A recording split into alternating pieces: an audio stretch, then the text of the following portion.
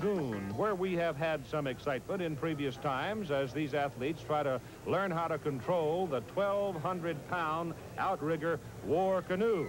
And there is one guy here in this competition that will confirm it is not as easy as it might seem. Of course, the big guy would be Ralph Neely, who just last week, working as steersman for the Dallas Cowboys, left of the screen, got all wet as he slid off the back of the boat and flopped and thrashed around, and Denver won this particular event. But today is today, and now let's join O.J.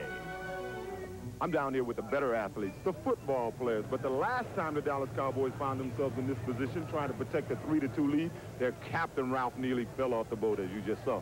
Cliff Harris, what is the strategy to keep that from happening again? Well, we're going to tie the loop around Ralph's neck, and if he goes in, he's going to surely he's going to stay in, because we're going to tie him in. If he goes in, he's going to choke. We got the big rope right here. You ready, Harvey? All right, give him a hand. Keith, I think the Dallas Cowboys are ready. Well, we shall see what we shall see. As you can see, anxiety grips this group. And Darrell Porter is in the prone position. George Brett is considering a nap. John Mayberry is cooling his feet. And Tom Poquette, as the helmsman or steersman, is worried to death that he might pull the same kind of a thing that Ralph Neely did. I tell you right now, Tom, when you put that great big old paddle down in the water, it has a tremendous force to it. You better believe it, Keith. First day out here working on it, I almost went on the boat a couple times, but you just got to watch it and learn the technique. Have you got some straps in there for your feet? I hope I'm going to curl my toes around the rest of the boat and just try to hang on. That's about it.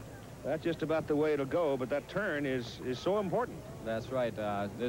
Most of this canoeing is just the steering, and you get that down, and basically everybody's going to go about the same speed. If you get the steering down, you're going to win.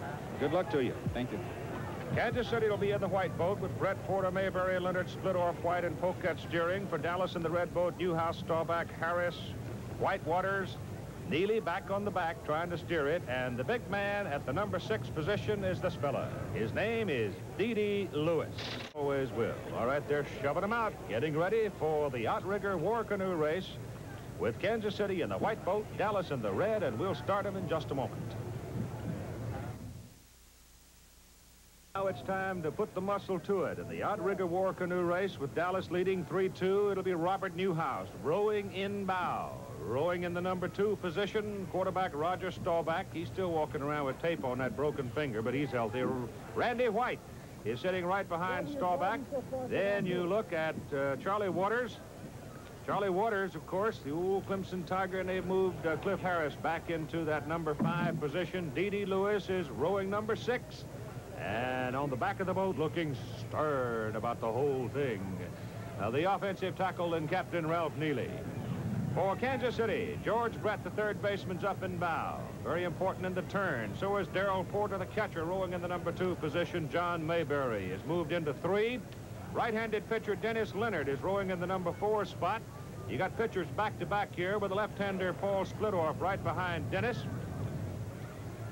And rowing in the number 6 position, the lighter man for Kansas City, second baseman Frank White, and the steersman is Tom Poquette for the Royals. I really probably shouldn't call them rowers, oarsmen. They are more paddlers, and I think once you take a close look at the technique, paddling is the more fitting term. We're ready for the start. Very little wind to contend with. And here we go with Kansas City rowing in the white boat and the Dallas Cowboys in the red. If Dallas wins, they have won the competition and will have the Super Team Championship of 1978 in hand. Both getting off to a rather smooth start, building momentum. These boats are so heavy, you have to take your time to get them running. But generally, we find these races are determined in the turn. So Kansas City rowing to the left, Dallas rowing to the right as we come up on the first turn right here. You know, Keith, in this race, strange as it may seem, technique does come to be important. And neither one of these teams have what you would call classic technique. But just the little they've learned since they've been over here will make a difference. Like in the turns, like you said, that's the key place, in the turns. And the team that has mastered that the best will be the team that come out ahead. Poquette holding very close to the buoy coming off the first turn, but Ralph Neely doing a pretty good job as well. He went a little wider into the turn than did Poquette. Well, that's because he didn't want to fall out the boat. The last time he tried a real tight turn, he went in the drink. Both of them getting good run out of the outrigger war canoe. And I want to emphasize again, this is a very heavy craft. And you can't be impatient with it. You've got to anticipate, and both men in the steering position anticipating very well, and the race is still very close. Dallas on the right side of the picture, Kansas City on the left side. The Royals have to win to stay alive and take the super team competition down to the final event, which is the tug of war. You notice the man up front, Brett for Kansas City and Newhouse for Dallas. Both will stand up and start reaching out, helping to pull the bow of the boat around, giving some pull from the front, while the man at the back, Ralph Neely here, holds almost an anchor position as they swing that bow through and started running again.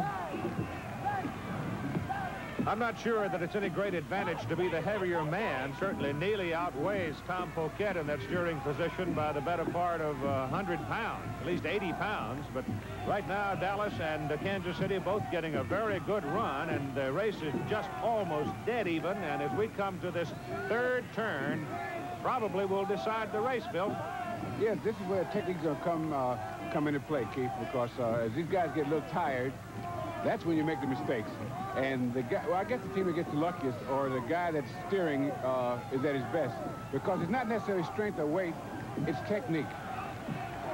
Poquette's right tight on the buoy. That means he's going to go a little bit wider coming out of it. You see Ralph Neely going a little wider into it, wants to come out a little tighter. So it may be a thrash right to the finish line. Poquette with a very good turn. Outstanding turn by Poquette. Neely handles his boat just fine, too. And now here we go with the sprint as Kansas City, getting wide off the turn, comes off, however, with a bit of a lead. Now it's up to pure muscle from here on, but muscle can be wasted unless you have some synchronization in your count. Both teams are counting. The crowd is roaring. It's going to be close as they come pounding down toward the finish line. If Dallas wins, they lock the Super Team Championship. Kansas City trying to stay alive and take it to the tug-of-war pit. It is still very, very close. That camera angle is deceptive. As they come alongside the camera, you see they're almost even. Kansas City leading by just a few feet at the flag. Kansas City wins it by about 4, maybe 5 feet. So the Royals are still alive. We're all even at 3-3. Oh, it'll take a little while to shake off the pain of that race, I'll tell you, because both teams work very, very hard all the way. An outstanding race as Kansas City stays alive. We'll go to the tug-of-war next. Let's talk to him. Frank, way to go. Thank you. That's close. Oh, man, that's tough. John, Oh, what have you got left? They may need you today with the tug-of-war. I guess. I'm ready now. We done caught them now 3 apiece. We just got to get the tug-of-war down back now. You guys don't know how to live if you can't come from behind, do you? good exercise. We've been doing it a long time. Excellent job there. Thank you, Keith. That's great. Let me get Poquette. Where's the steersman? Tom Poquette? Great turn. I tell you, that was super. That was as good a turning I think we've ever seen. Well, thank you very much. They were much improved today, too, but we just, we legged them out in the last run. We'll go take a deep breath. Well, thank you. If not for pulling, for cheering anyhow. Okay. A look at the third turn, where the race, I think, was decided, Bill, as Poquette brought it in very tight, came out a little wide, but as he swung around, he seemed to have a little better run on the boat than did Dallas. Yeah, because when they came out of that turn, they had picked up just a super rhythm, the best rhythm they'd had in the whole race. Here's O.J. Robert Newhouse, what happened now? At least Ralph stayed in the boat, but you're still on. I don't know. We got off stride there a couple of times. My front seat broke for some reason. I went down. I jumped up and came on the wrong side. We just got off stroke, and they had a smooth going. They just beat us in. Well, like the semifinal show against the Denver Broncos, you jumped off to a 3-0 lead. They caught up, and it goes down to the tug-of-war. Your team ready? Well, we got to put some strength in there, and I think we can do it. They're going to have an extra man on, but we got to pull with all we got. Well, I've been bragging all along that the football players are the better athletes. Hey, let's prove it. All right. Thank you. All right, we're at 3-3. Remember the bonus money. Winner gets $45,000, loser $25,000. We'll be at work with a rope in a moment.